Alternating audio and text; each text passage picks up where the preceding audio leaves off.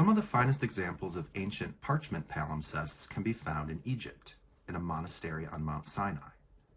Yes, that Mount Sinai, from the Bible. Holy ground.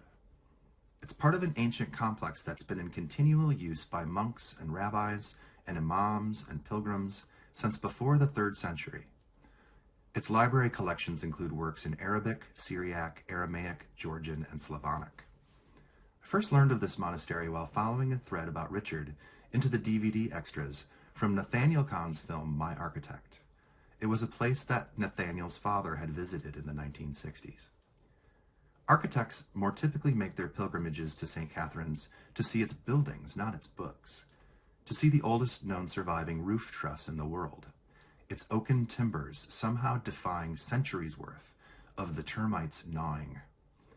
144 of the 3,300 manuscripts in the library at St. Catherine's show the signs of previous writings having been made on and then scraped off from the parchment that the current text then was written over top of. I was not surprised to read that in many instances, it is the original text that is of greater interest to scholars today. The people I've interviewed who worked in Lou's office when Richard did tell stories about the extraordinary power and clarity of Kahn's original drawings for a new project.